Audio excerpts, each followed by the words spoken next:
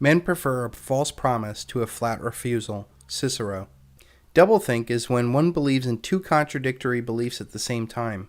It is the opposite of cognitive dissonance. The ability to tell lies and genuinely believe them, and to forget any facts that are inconvenient. Advancing doublethink is the elite's defense mechanism from any challenge to their power. The elite know that propaganda will eventually be exposed.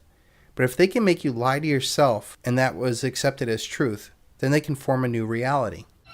Winston, you know how the party keeps power. Now tell me what. You are ruling us for our own good, because we are not fit to govern ourselves. That was stupid, Winston. I want intelligence.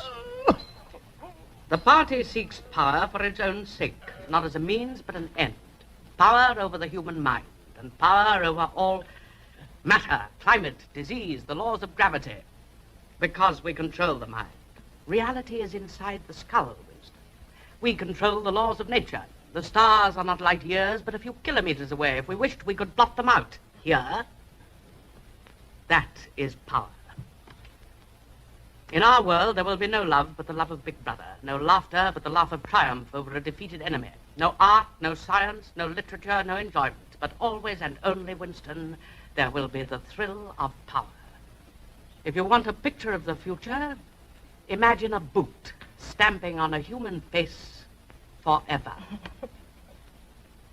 Doublethink produces an intellectual blindness to a contradiction.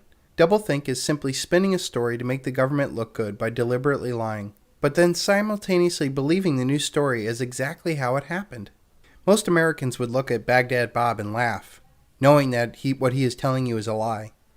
And yet we believe these same lies just because they come from our State Department. Think about how the Iraqi citizens would look at Baghdad Bob being the spokesperson for one of the most tyrannical regimes in the world.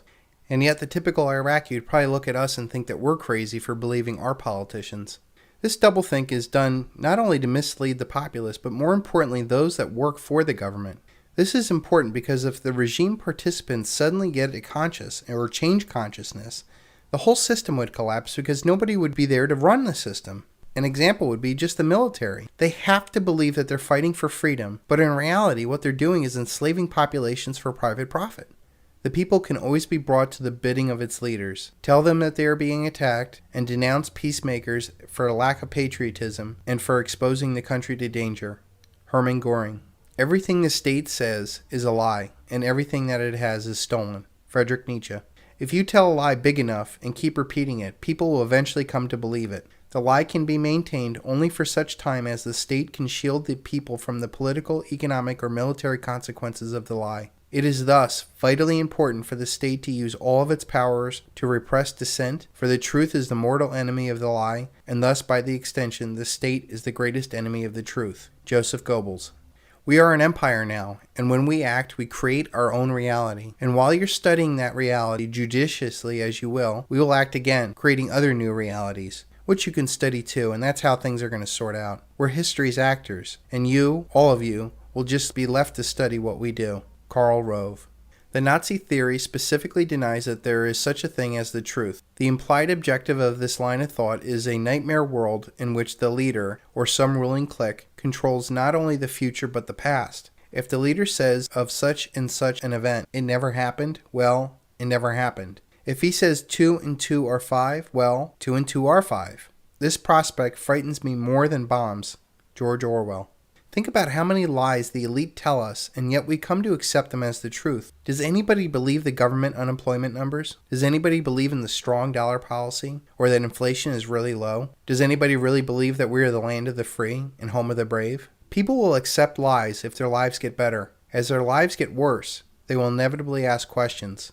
And as their lives disintegrate, they will start looking for both answers and suspects. Mike Rupert. In a world of universal deceit, and an emperor not wearing clothes, it is time to tell the truth. We will know our disinformation program is complete when everything the public believes is false. William Casey, director of the CIA, in his first address to his staff in 1981.